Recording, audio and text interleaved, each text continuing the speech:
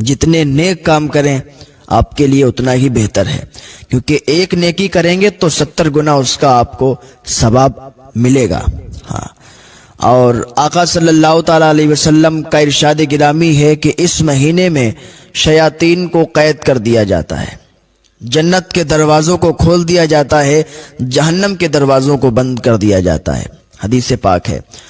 تو ایک سوال پیدا ہوتا ہے، لوگ اکثر یہ سوال کیا کرتے ہیں، آپ کے بھی ذہن میں یہ سوال چلتا ہوگا کہ یار جب رمضان شریف میں شیاطین کو قید کر دیا جاتا ہے تو پھر یہ گناہ کیوں ہوتے ہیں، لوگ گناہ کیوں کرتے ہیں؟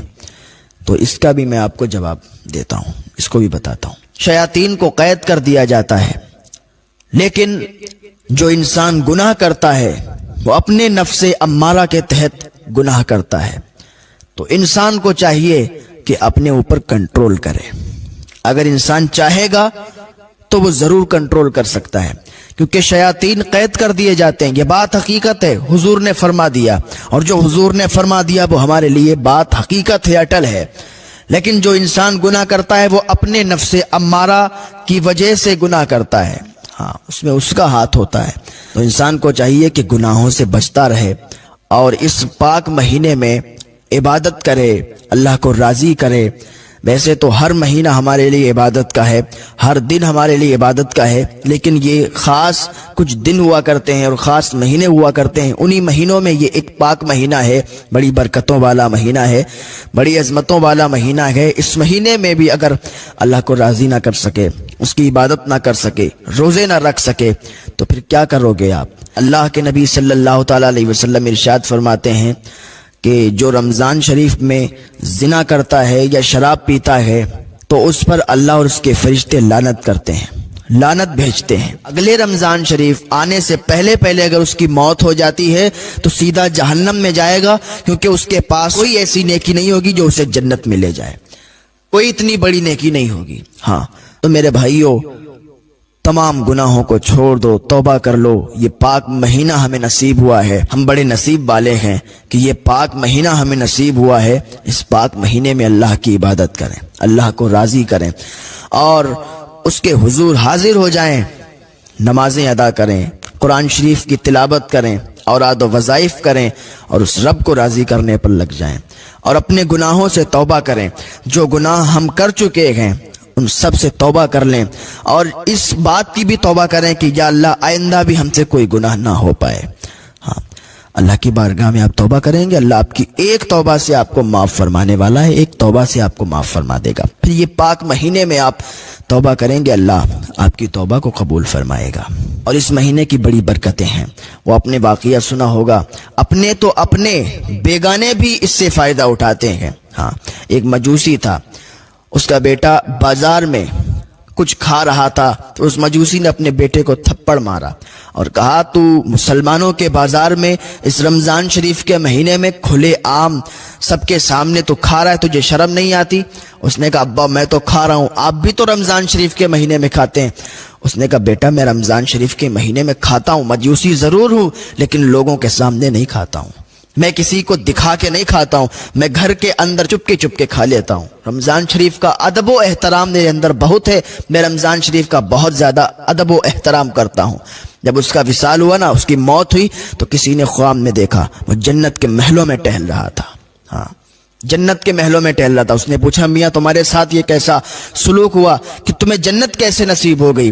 اس نے کہا جب میں مرا نا، اللہ رب العزت نے مجھے کلمے کی توفیق عطا فرما دی، ایمان سے سرفراز کر دیا، اور آج اسی نیکی کے جو میں نے اپنے بیٹے کو مارا تھا، جو رمضان شریف کے مہینے میں وہ کھا رہا تھا، وہ نیکی جو میں نے کی تھی، اسی نیکی کے صدقے سے اللہ رب العزت نے مجھے جنت میں اعلیٰ مقام عطا فرما دیا ہے۔ ہاں اللہ رب العزت کو کس بندے کی کیا ادا پسند آ جائے وہ میرا رب جانتا ہے، وہ بڑا جاننے والا ہے، وہ سب جانتا ہے کہ کون کیسا ہے، کس کے دل میں کیا ہے، دلوں کے حال کو جاننے والا ہے۔ اور اللہ جب چاہے جسے چاہے توبہ کی توفیق دے دے، اور جسے چاہے جنت میں بھیج دے، اور جسے چاہے جہنم میں بھیج دے۔ اور رمضان شریف کی جہاں فضیلت ہے، رمضان شریف میں ایک نیکی کرنے کا جہاں 70 گنا ثواب ہے، وہیں اس کا پلٹ بھی ہے۔ اگر کوئی رمضان شریف میں گناہ کرتا ہے تو عذاب بھی ویسے ہی دیا جاتا ہے، عذاب بھی ویسے ہی ملتا ہے. ہاں مولا کائنات حضرت علی رضی اللہ تعالیٰ عنہ ایک مرتبہ کوفہ کے قبرستان میں گئے قبروں کی زیارت کرنے کے لیے. آپ نے ایک قبر دیکھا جو تازی قبر تھی. آپ نے دیکھا, اللہ رب العزت کی بارگاہ میں ہاتھ اٹھا دیا, مولا اس قبر کے حالات مجھے جاننے ہیں. یا اللہ میرے اور اس قبر کے مردے کے درمیان جو پردے ہیں اس کو ہٹا دے.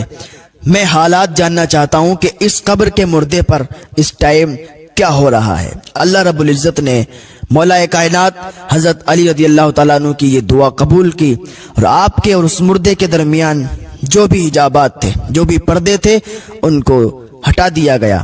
اللہ رب العزت نے ان پردوں کو ہٹا دیا. پھر حضرت علی نے اس مردے پر کیا عذاب ہو رہا تھا سب دیکھا. وہ مردہ کہہ رہا تھا کہ اے علی میں آگ میں ڈوب رہا ہوں, میں جلایا جا رہا ہوں, مجھ پر آگ برسائی جا رہی ہے. حضرت علی نے جب یہ دیکھا تو اللہ رب العزت کی بارگاہ میں ہاتھ اٹھا دیے, مولا اس کی بخشش عطا فرما دے. اللہ رب العزت نے ارشاد فرمایا, علی تم اس کی بخشش کے لیے دعا نہ کرو, تم اس کی بخشش کے لیے نہ کہو, کیونکہ یہ رمضان شریف میں گناہ کرتا تھا, رمضان شریف کے روزے بھی رکھتا تھا اور رمضان شریف میں گناہ بھی کرتا تھا.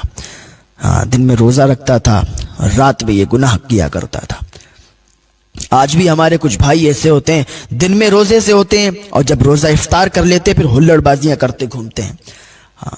ہوٹلوں پہ چلے جاتے ہیں یا کہیں چلے جاتے ہیں, ہلڑ بازیاں کرتے گھومتے ہیں. یہ غلط بات ہے.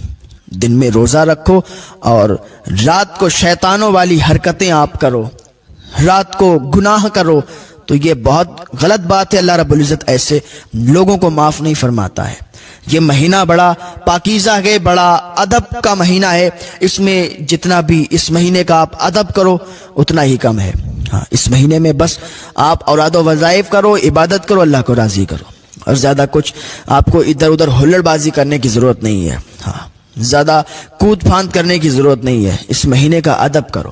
اور رمضان شریف کا مہینہ چل رہا ہے, ایسا کہا کرو, یہ مت کہا کرو کہ رمضان چل رہا ہے, کیونکہ رمضان اللہ رب العزت کے ناموں میں سے ایک نام ہے. یہ مت کہا کرو کہ رمضان چل رہا ہے, کہ رمضان آیا یا رمضان چلا گیا, بلکہ یہ کہا کرو کہ رمضان شریف کا مہینہ چل رہا ہے, یا رمضان شریف کا مہینہ آنے والا ہے, یا رمضان شریف کا مہینہ جانے والا ہے. تو یہ باتیں ہیں, کچھ یاد رکھیں, اور اللہ رب العزت کی بارگاہ میں اس پاک مہینے میں یار ہمیں مہلت ملی ہے, زیادہ سے زیادہ توبہ کریں, کیونکہ انسان کو مہلت نہیں مل پاتی ہے, اور موت کا ہچوکا بند جاتا ہے, موت آ جاتی ہے اور انسان دنیا سے چلا جاتا ہے. خالی ہاتھ آیا تھا اور خالی ہاتھ ہی چلا جائے گا, کوئی کچھ لے کے نہیں جاتا ہے. اور دوسری بات یہ ہے کہ یہ مہینہ ہے, اس مہینے میں اگر آپ کسی کو صدقہ بھی دیں گے نا, کسی غریب کی مدد بھی کریں گے, تو کئی گنا آپ کو اللہ تعالیٰ عطا فرمائے گا. تو اس پاک مہینے کے صدقے سے, اس پاک مہینے کی برکت سے آپ غریبوں کا بھی خیال رکھیں اور غریبوں کو بھی دیکھیں, غریبوں کی بھی مدد کریں. اگر آپ کے دروازے پر کوئی آ جائے تو اس کو خالی ہاتھ مت لوٹانا, چاہے وہ مالدار آ جائے, کروڑ پتی آ جائے, آپ سے مانگے تو آپ اس کو خالی ہاتھ مت بھیجنا. ہو سکتا ہے اللہ امتحان تمہارا لے رہا ہو, تو کبھی بھی اس کو خالی ہاتھ مت بھیجنا, اس کو کچھ نہ کچھ ضرور دے دینا. تھوڑا بہت دینے سے مال گھٹتا نہیں ہے, مال میں کمی نہیں آ جاتی ہے, کہ اللہ اور برکتوں کا نزول فرماتا ہے, اللہ برکتیں عطا فرماتا ہے. برکتیں حاصل کرو اور اللہ رب العزت سے دعا کرو کہ اللہ ہمیں گناہوں سے بچنے کی توفیق عطا فرمائے.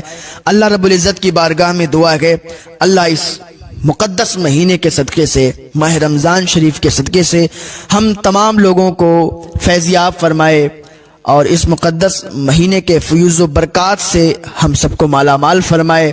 اللہ رب العزت کی بارگاہ میں دعا ہے, اللہ ہمیں ہدایت کی توفیق عطا فرمائے.